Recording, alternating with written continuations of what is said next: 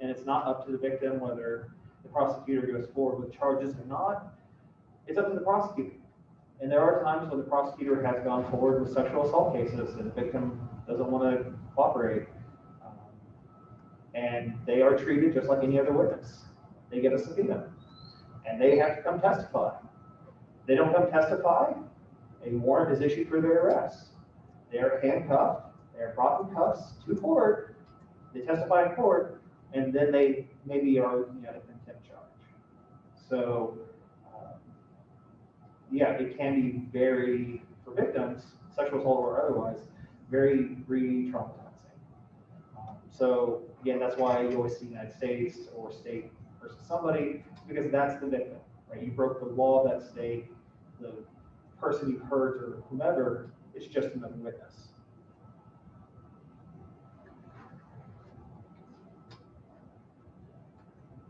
So, let's talk about the indictment a little bit. All right, so this is one of the Dr. two ways Clay, the you're prosecutor muted. can get charges. No one in the chat can hear So if you. we look at Constitutional Amendment 5, it reads in relevant part, no person shall be held to answer for a capital or otherwise infamous crime unless the presentment of an indictment is a grand jury. Yeah, you got it. So Perfect. what does this mean? I just want to point out, Dr. Right, when we talk about criminal procedure, talking court, then we're talking about getting an indictment. So like I said, the Fifth Amendment, the victim isn't the victim. We're talking about jury trials. And it's not up to the victim whether the prosecutor goes forward with charges. It literally goes in order. Right, so if you ever have trouble remembering, and there are times when the prosecutor has gone forward with sexual assault cases, the victim doesn't want to cooperate, and they are treated just like any other witness. They get a subpoena. That being said, this is irrelevant. They have to come testify. 5. They don't come testify, so a warrant is issued for their arrest. 5, again, they're handcuffed, in their cuffs, to court. They testify in court, and under maybe under the federal constitution. So anytime that the federal court system, it can be very, and many states do it too. Many states have grand juries. They require that felonies. So again, that's why which are known as states or state. Right. So that's what the constitution means, because that's the next crime. You broke the law that states the person you felony is never more than a year in prison. A year or more, as opposed to less than a year in jail. Right. So that's our defining. Let's talk about the indictment a little bit. All right, so this is one of the two ways the prosecutor can get charges. Federal level in many states. So if we look at Constitutional Amendment 5, by a grand jury, it reads in relevant part, no person shall be held to answer for a capital or otherwise like crime trial unless the presentment of an indictment of a grand jury. And in terms of, so it is, what does this mean there? I just want to point out here to be an impartial custodial procedure. Talking Fourth Amendment, theoretically, it's there to be a shield and a sword. That's why it's jury trials. The grand jury is the collection of citizens. It literally goes in order. Have you ever had a jury duty? Like, we'll find out how long and how many. Just think about what the order of the arrest is. So it's a group of citizens called to basically. Bill of Rights is ensure that the prosecution. That being said, this is the relevant part of having a legitimate case. Right? So they're there to find probable cause. Amendment 5, again, the Bill of Rights has been incorporated in probable cause. It's more likely than not that a crime occurred. It's more likely than not that the person under or being under the federal constitution, the person that committed the crime. Anytime that the federal court system, and many states do it, if not, many states have grand juries. Right? So they require that felonies, which are known as infamous crimes. At that, to that end, there's the shield to protect citizens against overzealous prosecution. Felony is overzealous. A year in prison. Police officers, a year or more. Everything is opposed. And the idea here was very much political, right? That's our defining. Because remember, when this was written, and what's talking, anytime we have a felony, and federal level, and many states, we require an indictment by a jury. Could not talk shit about the case. The idea here is the grand jury is like without very serious repercussions.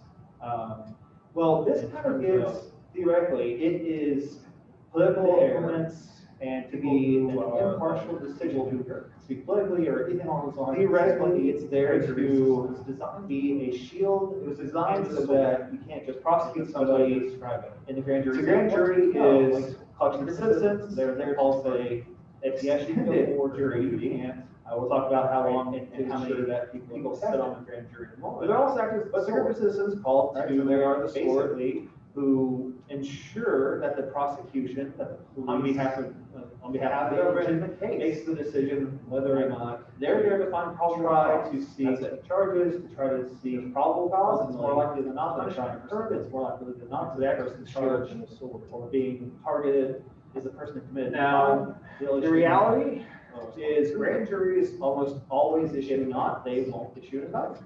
Like 99.9% they're going to issue an indictment. In fact, there's a very famous judge who once said that the grand jury overzealous prosecution, overzealous, and police officers facetious, but it's very true. Everything you can think of. And then the grand jury was very much political. And what they do, they sit and they hear. Remember, usually when district prisons, case after case, the prosecutor calls witnesses, but on dissent for them, not exactly okay, right? You could not talk shit about the gang, and then the prosecutor tells the grand jury without very I want you to indict. Well, I don't want you to indict. Well, they're going to follow with prosecutor, and the prosecutor political for the grand jury, and people usually there's indict people who speak politically or this is why if you recall from those designs so that you can't prosecute somebody outside the grand jury say, what? No, St. Louis and Ferguson, Missouri. They're there to say where you have officer for, no, you can't. Derek Wilson to ensure that accused of shooting unarmed, right? So they are the sword after man, right? Basically, on behalf of the government, makes the decision whether or not to. Obviously, we have to see charges or to see a big thing, and so they did something weird in the grievance shield. They don't normally do is they decided that they were going to see if now. The reality charge is grand juries almost always issue manslaughter or whatever they decided to do. 99.9% using your grand jury. They're going to issue. Missouri prosecutors usually just file. In fact, there's a very famous judge who once said that they decided the grand jury would indict a ham sandwich. And it was a smart move on the prosecutor's part. And the Missouri prosecutors are facetious, but it's very true. So grand jury, we're looking at what they do, but they the blame, they hear either way, usually indict or not to indict onto the grand jury, not the prosecutor calls witnesses, puts on right. So obviously goes for the grand jury about it, and in a very weird, even more weird, right? We don't use grand juries in Missouri, the prosecutor calls the grand jury, and you have a weird, I want you to indict, or I don't want you to indict, ruling, and grand jury comes out with the and the prosecutor says they decided the jury to indict. Usually there wasn't probable cause. And this is why, if you recall from now the prosecutor could push it off on the lines. The prosecutor did make several statements afterwards, which were St. Louis and Ferguson, Missouri. The prosecutor said, "Oh well, double jeopardy applies. We can't prosecute accused of no, absolutely shooting. We're talking about when unarmed, but generally speaking, yeah, right." Basically, you can dissolve the grand jury, right? So, prosecutor has the power. So, grand jury's obviously, we got grand jury says, you know what? Afterwards, no, we're not going to indict. The prosecutor can say, okay. They did something weird in the dissolve, which they don't normally do. They decided that they were going to see the grand jury. They were going to charge on before the grand jury. And the prosecutor can do this as many times as he or she wants, using your grand jury. Until they get prosecutors usually just file information. There were some, but they decided people that were legally minded saw that and it was a smart move on the prosecutor's part. The Missouri prosecutors are very shrewdly, but very this way he could, and again, push the blame whether or not either way resulted in indict or not to indict during most of the grand jury, not itself along those lines. Right, so goes for the grand jury, see the evidence, and in a very weird, even more weird, right? We don't use grand juries in Missouri, but they did this time. And then they have a weird, the idea that the grand jury decided not to ruling is very, the grand jury comes out and issues what's called a no bill, right? So they decided not to indict. They said there was at the federal laws.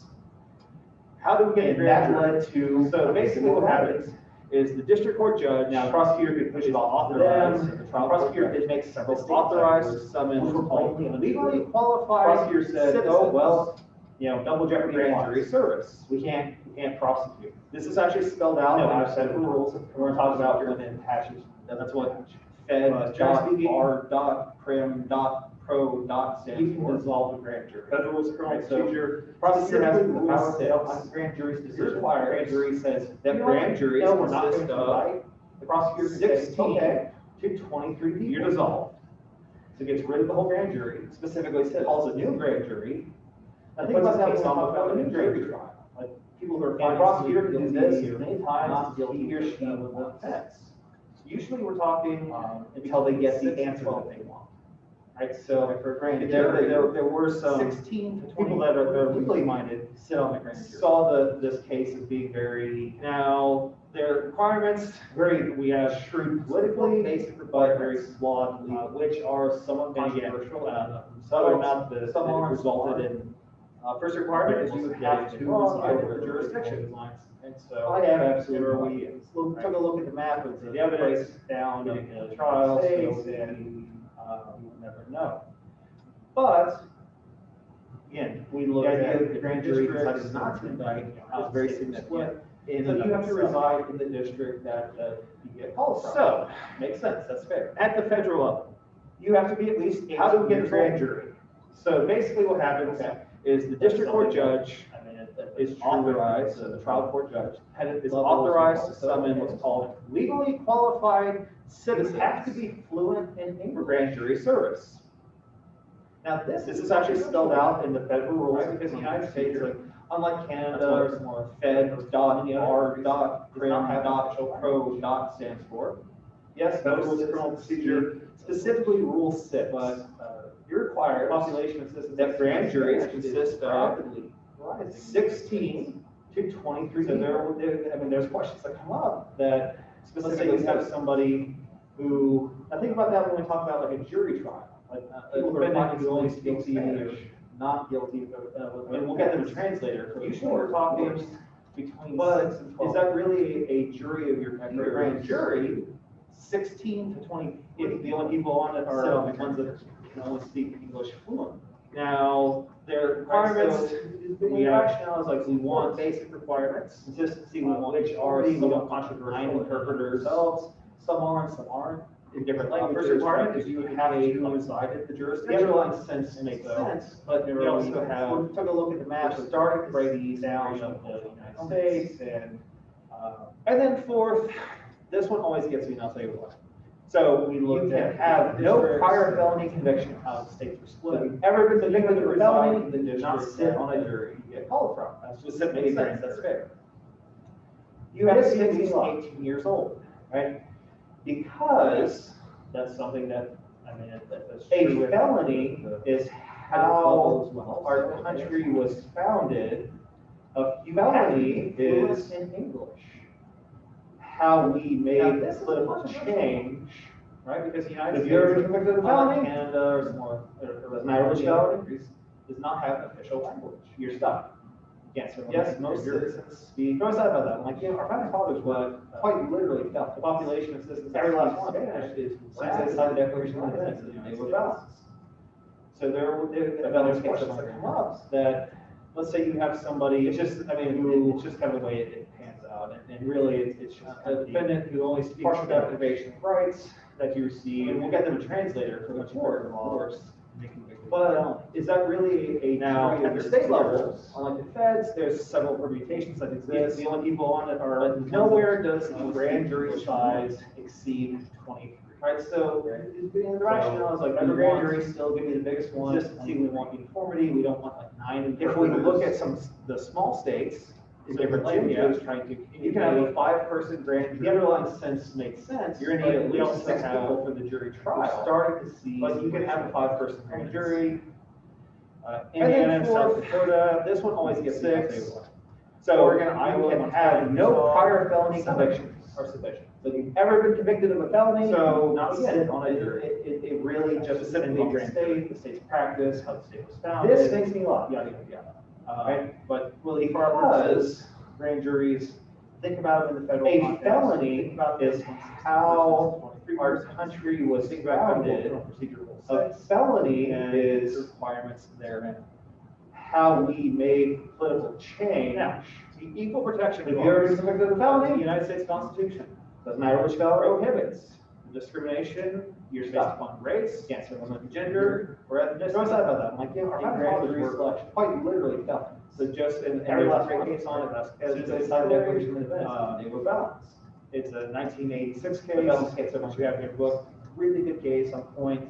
It's just, I mean, it's just kind of the way it pans out, and really, Yeah. it's just. Grand jurors, you Partial cannot, deprivation, can't right, pick and choose choose grand grand jurors jurors receive based upon, again, race, gender, or ethnicity. felons. We can be discriminatory. Now, at the state level, just not with like the the feds, feds. there's several permutations And such again, as this this. is where I see the problem. But nowhere does the When grand talking jury about size 56, exceed, about the no felons. felons. Federal grand juries still give you the biggest one. When we look at the data, if we look at some of our small states, so Virginia, you can have a 5-person grand jury. Disproportionate, you're gonna need at least 6 people for the jury trial. But you can have a 5-person grand jury, and we know that Germany, Indiana, and South Dakota at the same 6. And so Oregon, Iowa, Montana, Utah, 7, 8, or whatever. We commit crimes. So again, it really just depends more on the areas, practice, how the state was founded, yada, yada, yada. And none of them really, for our purposes, are just grand juries, but they're, think about them in a federal context, think about them from 16 persons to 23 persons. But think about if we say, hey, you're a felon, and my grand jury requirements. The problem is 1 in 3 African American males now have contact equal protection clause of the United States Constitution prohibits discrimination based on race, gender, or ethnicity. African American males commit crimes at the same rate that. So just, and there's a great case on it. That's because there's Hillary. Yeah, I mean, and the 1986 case, which you have in your book, really good case. Great point. So already right there, we have kind of a reduction in the number of people. Grand jurors, we can't pick and choose grand jurors. Now, generally speaking, race, gender, and we'll call it grand jury. We can be discriminatory and say, okay, the defendant's black, so anybody who's black, like, we're not gonna call them up, and we can't do that. We can't say, oh, this is a sexual assault case. So we're only gonna call, we look at the data, can't do that. People of color are arrested on equal protection. I mean, you have to have equal access, even though jury service is a pain in the butt. And jury service is an extremely huge pain in the butt. And we know that generally speaking, you have to have equal protection at the same rate. And so whether you're white, that being said, here's why being a grand juror, we commit crimes roughly in a trial juror sense, right? Like you gotta take 3 days out of your life, more in different areas, maybe $20 a day to sit through a very. None of them are trials, none of them are justifiable, but they're. If you're on a federal grand jury, discrepancies. We convene federal grand juries if you say, hey, you're a felon, can't serve on a grand jury. Well, the problem is the trial that lasts 3 African American males, 18 months. You'll have contact with the criminal justice system. But it gets better. Sometimes. Because the prosecutor can ask the courts and ask the judge who convened a grand jury for an extension of 6 months. African American males commit crimes at the same rate that white males do. That's 2 years. Yeah, I mean. You can get called for jury duty for 2 years. So already right there, we have kind of a reduction in the number of people that are going to be eligible for grand jury service. And again, now grand juries being secret, grand jurors are secret. We can't say, okay, the defendant is black, so anybody who's black, like, we never know, we're just not going to call them. But do that. So there's not say studies about how this is a satisfied they were sexual assault case. But you know, we're only going to call female people. Like, I mean, people will like that. Dress up, they'll act crazy, like they'll say racist shit. Like, just get out equal access, even though the jury service is a pain in the butt. Actually, the grand jury service is an extremely huge good. You have to have. That being said, unlike a jury trial, now that jury tries to. Here's why being a grand juror, everyone's up against. I mean, being a trial juror sense, right? Like, you know, if you get out your life room, get paid maybe $20 a day to. That being said, through a very all 23 grand jurors do not have to meet at the same time. If you're on a federal grand jury, jurors do not have to vote. We convene federal grand juries for 18 and we can proceed with the indictment. So sometimes a trial that lasts. So then a lot of people take off. They need to take 18 months. kid, or but it gets work, or whatever. Because the prosecutor can ask the courts, can ask the judge, like, hey, can be on this jury for an extension to 6 months. We will continue. So again, like I said, that's secret, even though they're supposed to be guardians of justice, or jury, guardians of liberty, for protecting the individual years, mighty Goliath state. That sucks. In reality, it is a pain in the butt. Just do what the prosecutor tells them. And again, grand juries that can be in secret, because grand juries are secret. You're either going to hear one case, like it's a really involved case, so we never know who they are. All right, that involves the mafia. So there's not any studies. You're going to sit for 2 years, and you're going to satisfy they were grand jury serving. This is probably the only thing you're going to. And you just imagine, like, but most of the time, grand juries, people will like here dressed up, several crazy, like they'll say like racist shit, and I mean just to get out. Like after a while, you're sitting on a jury trial. Just indict. I don't after 2 years, like they just zone out. Just good indict, indict. I mean, that being said, unlike the jury trial, right, so kind of grand jury tries to its luster and kind of the idea accommodate everyone's schedule. That being said, the grand jury does have, you get 23 hours room through the courts. There's going to be conflicts. So the grand jury, the district court judge, all 23 grand jurors can issue subpoena at the same time. All 23 jurors do not have to vote. To compel testimony or to get the production of proceedings of evidence, these proceedings. They have people to take off almost unlimited power. Kid, or if they have the order check, whatever, the grand jury being able to kind of tell the prosecutor, like, hey, you're on this day, this issue a subpoena, and it's all is if the district court judge believes. So again, like I said, absolutely secret, even though they're supposed to be guardians of justice, guardians of liberty, they're protecting the individual here. Like mighty talk about Goliath. I'd really like to meet. In reality, I'd really like to meet. Just do what the prosecutor tells them. Shaq is as shacky as he is. Because think about it, right? I mean, let's get it in front of the grand jury. One case, like it's a really involved. Unless the case involves the Shaq or maybe, all right, that involves mafia, things like that. You're going to sit for 2 years and you're going to hear that whole case. Yeah, you're not feeling probably don't hear you to talk to you. But most of the time, grand juries, it's going to throw several cases. But anything else? And I mean, just to make you count.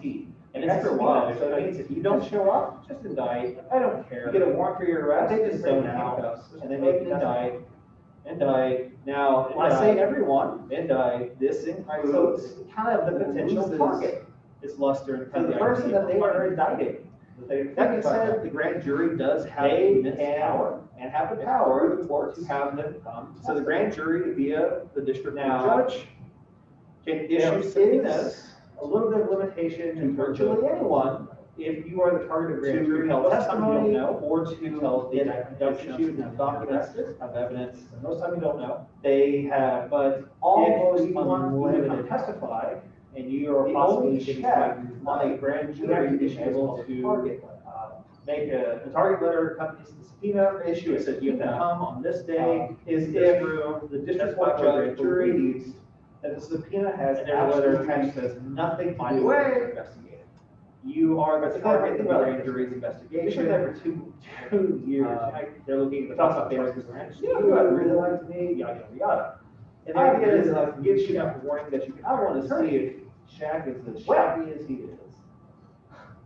That's getting in front of the grand jury.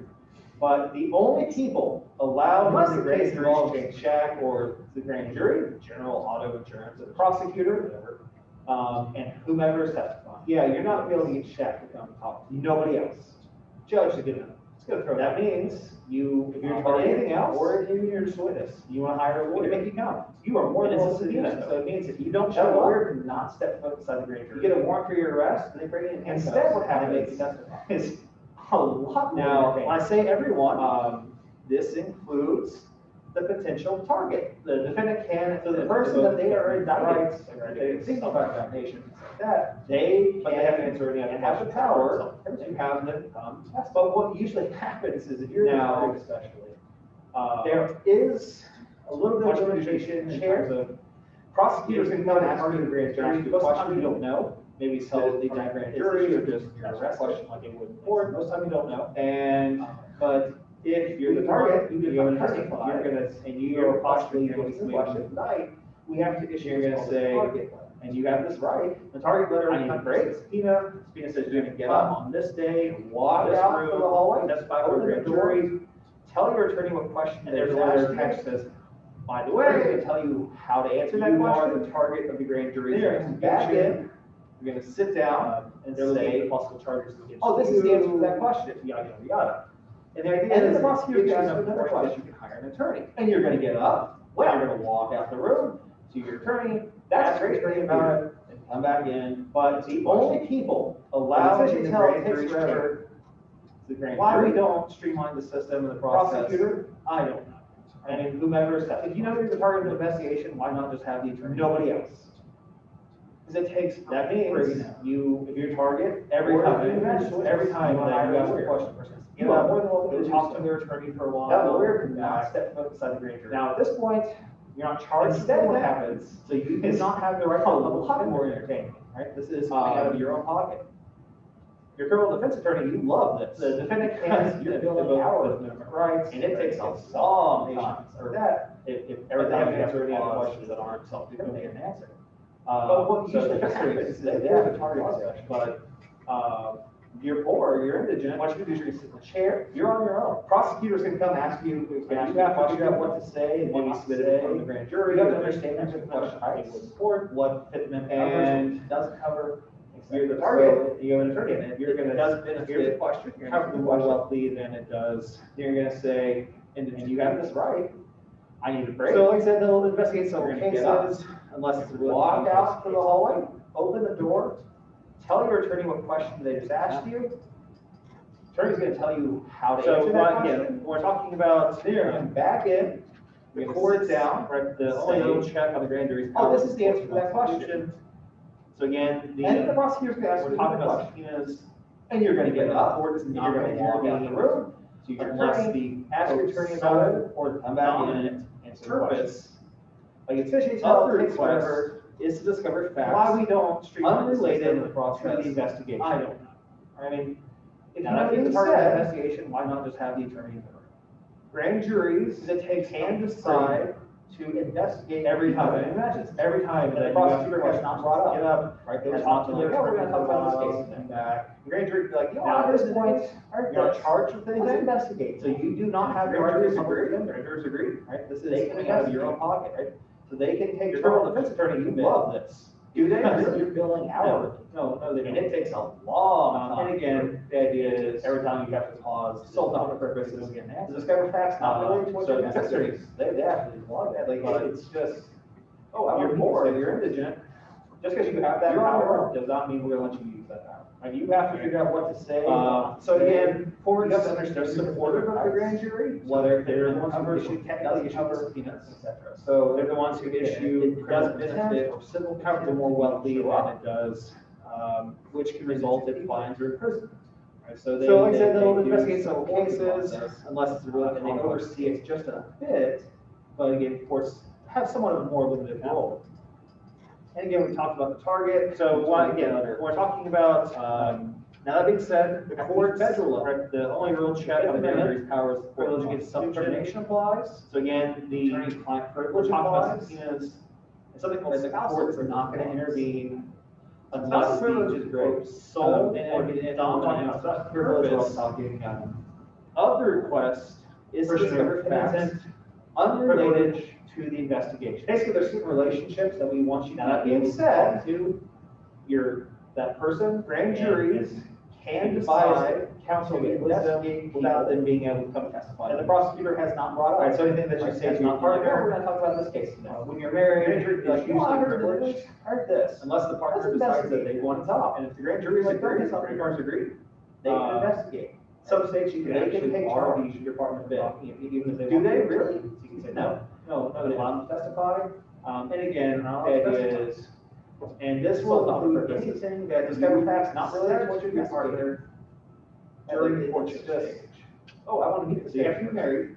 Just because you have that power does not mean we're anytime prior to when you were dating and living together. So again, courts, they're supportive of the grand jury, so they're the ones who issue, technically, once you have honest conversations with, they're the ones who issue criminal contempt or civil contempt, you'll be able to show up, talk to, which can result in fines. Preacher, so they counsel, get wisdom, the ideas, hopefully, and they oversee it just a bit, but again, courts have somewhat of more. Those are all, again, things that we talked about, target letter. Unless you have, that being said, probably not federal level. The Fifth Amendment, privilege against self-incrimination applies. At the conclusion, attorney claims privilege applies. The prosecutor says, okay, I'm done presenting the case. The prosecutor will generally give some kind of closing statement. Privilege is great, closing argument. And prosecutor then privilege or else use the room. And the grand jury deliberate. Innocent. All right, so it's just like the fed jury, the deliberating private. Basically, there's certain relationships that we want you to be able to talk to. And they can issue that person and they can issue a true bill, counsel get wisdom, without them being able to come testify against you. So if the grand jury partners a true bill, when you're married, it's usually privileged, right?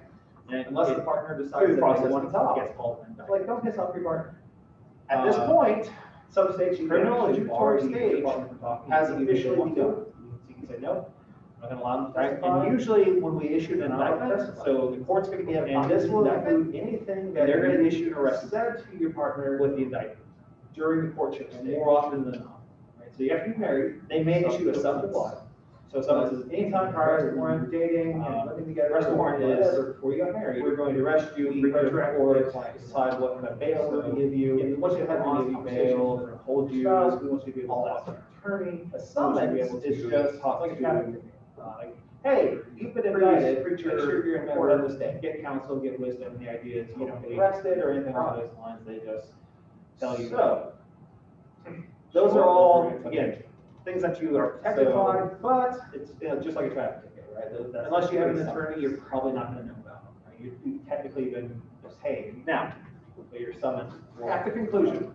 So the prosecutor says, okay, I'm done presenting the case. Also, the prosecutor will generally give some kind of closing statement, some kind of closing argument. A no bill. Prosecutor then is when we don't have an indictment, when we don't have problems. And the grand jury deliberates. 50% belief. Right, so it's just somebody the jury deliberating private. There's no record. There's nothing like that. No crime has been committed. Which they can issue one of two documents. And as I said before, a true bill. The prosecutor then, or a no bill, can in their power decide whether or not. So if the grand jury issues a no bill, say that's okay, indictment, right? And they just let the case go, process the walk away. Or they can, at this point, the jury can be in the criminal adjudicatory stage. How about that? Has officially become a true bill. So again, this is part of the reason. Right, and usually when we issue an indictment, so the court's going to say, oh, well, double jeopardy applies, and they're going to issue an arrest warrant. Because double jeopardy only starts to attach, and more often than during the criminal justice phase, they may issue a summons. So summons is specifically arrest warrant. First jurors. Arrest warrant is we're going to arrest you, bring you to court, decide what kind of bail we're going to give you, if we're going to give you bail. That's part of the reason it gets controversial. And the prosecutor's like, oh, in the summons, it's just like absolutely can. Like, hey, you've been indicted. Make sure you get the court. All things about very upset. Legal community arrested or anything along those lines, they just tell you, like I said, I don't know the facts. Show up or we're going to come get you.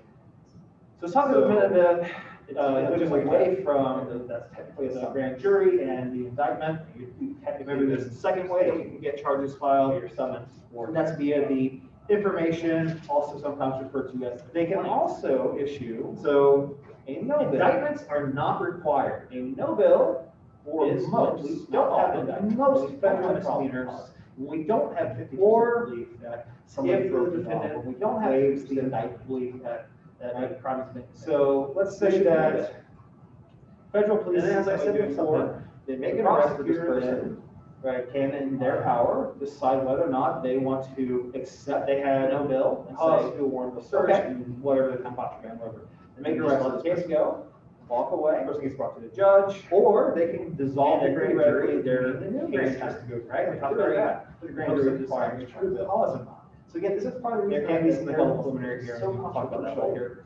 But the prosecutor said, oh, well, double jeopardy applies. No, it doesn't. Most of the time, double jeopardy only starts to attach during the criminal justice, you're gonna waive it during the criminal duty, right? And the idea is, especially when you know you're gonna be indicted, people just want to get the prep over it anyway. So if they have an attorney, they're just be like, you know what? We'll waive it, we'll say the probable cause. That's part of the reason that keeps going. First of all, the Because there's there's anything about it, you're gonna know, you absolutely can. They're gonna indict you, drag the process out. So that's why a lot of people got very upset. Legal community, especially if you're being held in jail. Like I said, the grand jury process can take several years. So let's talk a minute moving away from, might not be a jury, and the reason that indictment would like to, remember this second way that we can get charges filed, and that's via the information, also sometimes. Now, that being said, if the prosecutor decides to file indictments are not required. It's a written statement, the essential most, not all, but the case. Most federal misdemeanors, right? Which also consists if the defendant, the offense is charged. So we have to be very clear what we're charging. So let's say that, and federal police see some information, like make an arrest is made under oath. Right. Right, so anything that the prosecutor puts in there, they had the prosecutor do a warrant search, the prosecutor make arrest, he's held criminally responsible to the judge for perjury. And then theoretically, their case has to go to the grand jury.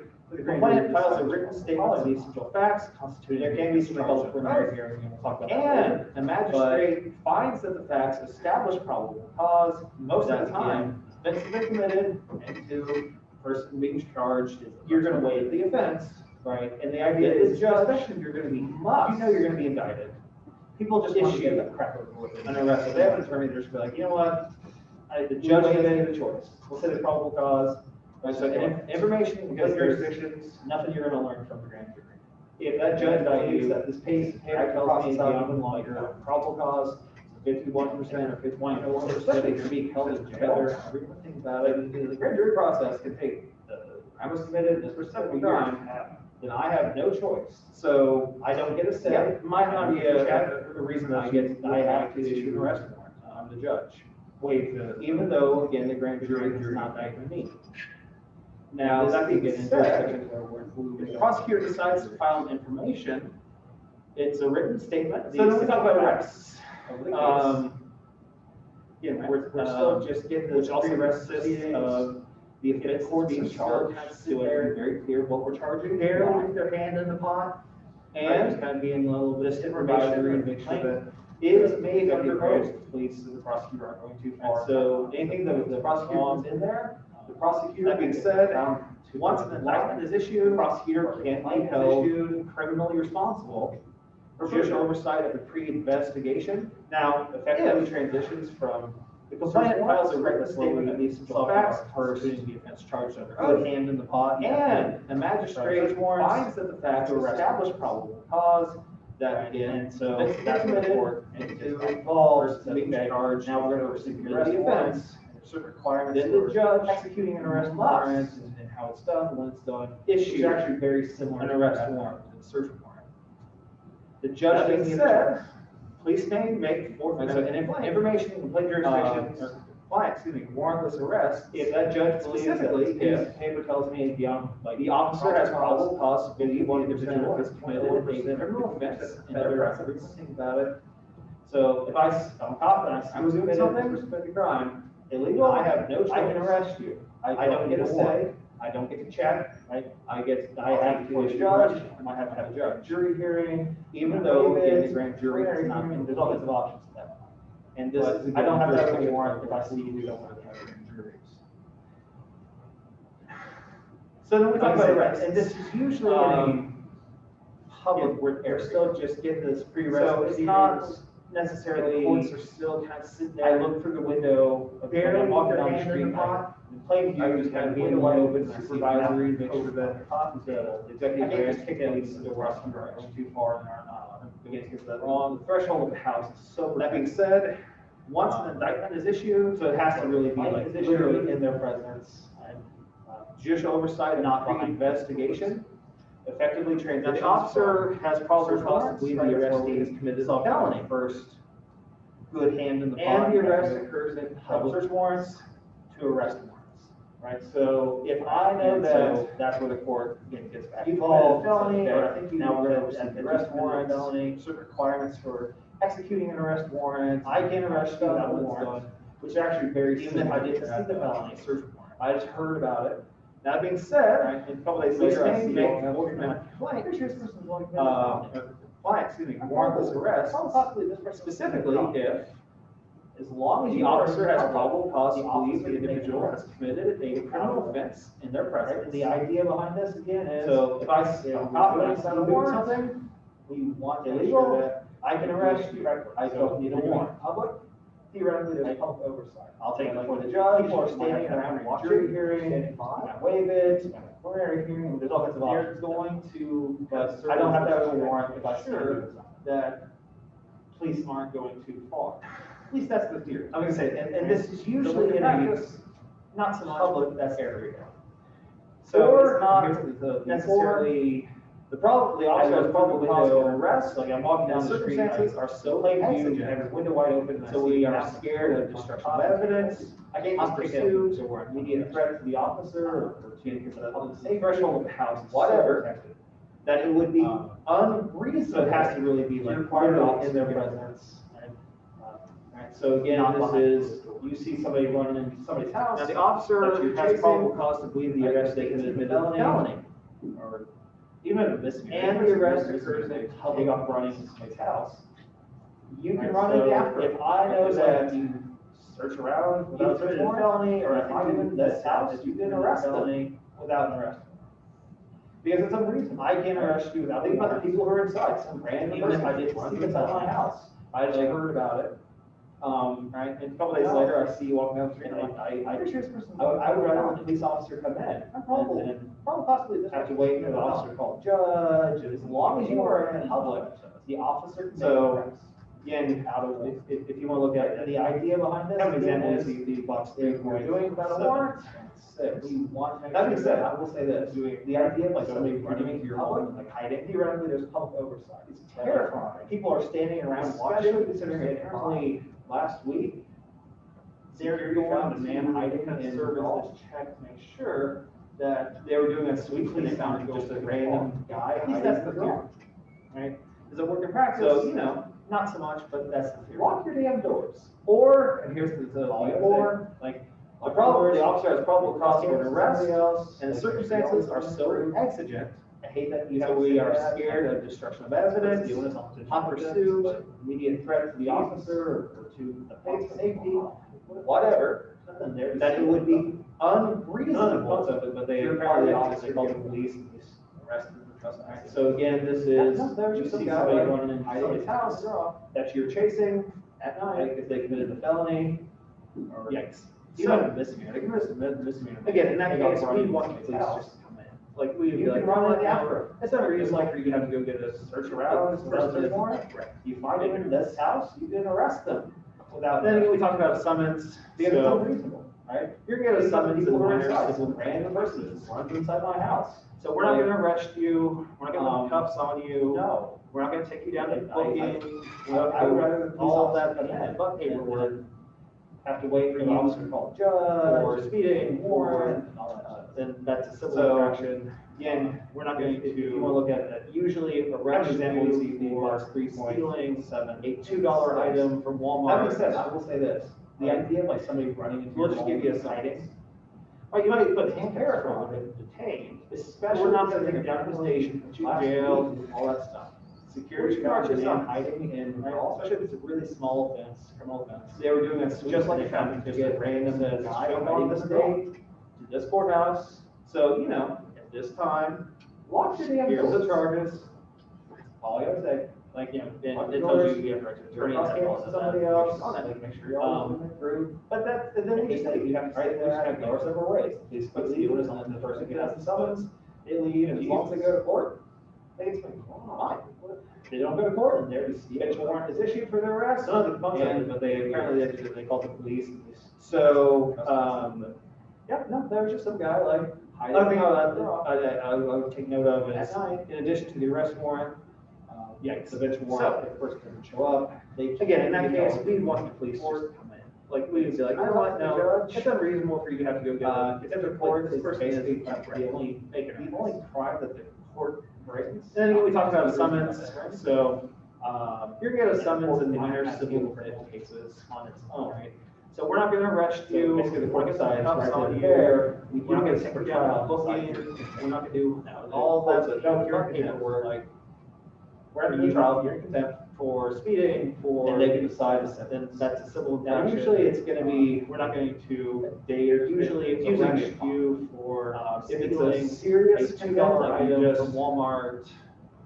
you didn't show We'll 3 just give you times, some. when you show to court, Like you might be you're wearing wearing a chicken costume or something, I don't know. So we're not gonna take you down to the station, You'd be surprised. jail, all that stuff, like, we're just gonna yourself, right? Especially if it's a really then small. you might get a couple days in jail. Just like a Right, traffic so ticket. usually we can says, punish go you along this criminal day, contempt up to 6 courthouse months in jail. is usually This time, that round. Here's So the it's up charges, to- not exceeding 6 months. And it tells you have to. It's always good if you get a summons to, go. But And then if if you you reject it, right, or you go several ways. Just get legal on the date, person can have summons, they leave, and before they go to court, call the clerk. The court, go to court, and call is issued for the arrest, and say we arrest. Hey, I made a mistake, so, tell me your location, like, I'm willing to come. Other thing I would take note of is, Right, in addition to I the arrest arrest warrant, the 99% of the time they're gonna like show up, Yeah. they can be, no big deal. We'll tell the judge that, It's up to and the we'll judge. get you the next day. Contempt of court, Make it's sure you basically make the only crime that the court, so that's just my piece on prosecutors and stuff that brings. So that being said, kind of deal with it. Next class, we are going to get into pre-trial. Basically, the court decides right then and We are there, in the and process process of for trial, trial. then we've got plenty of time. Court says, oh, you're in contempt. So if you have any questions, comments, concerns, Trial, no, always feel free to reach out. And they can decide. And have Now, a usually great it's gonna be day. like a day or, it's usually gonna be a fine. If it's a serious contempt, like you didn't show 3 times, and when you show to court, you're wearing a chicken costume or something, I don't know, something stupid. You'd be surprised what happens at court. But like, yeah, something dumb like that. Then you might get a couple of days in jail. All right, so usually we can punish you in criminal contempt up to 6 months in jail is usually kind of that round. So it's up to, not exceeding 6 months. So it's always good if you get a summons to go. And if you forget, or you get the wrong date, whatever it is, this is true for everyone, call the clerk of the court and call the prosecutor and say, hey, I made a mistake, right? And tell me your location, like, I'm willing to come surrender, whatever I need to do, to make this right. I wrote down the wrong date. 99% of the time, they're gonna be like, yeah, it happens. Not a big deal. We'll tell the judge that, and then we'll just get you the next date on the calendar. Just make sure you make it this time. Like, that's it. So that's just my piece of life advice for you. So that being said, next class, we are going to get into pre-trial proceedings. We are going to be a class behind, but again, we've got plenty of time to make that up and plenty of space. So if anybody has any questions, comments, concerns, let me know. Always feel free to reach out, and have a great day.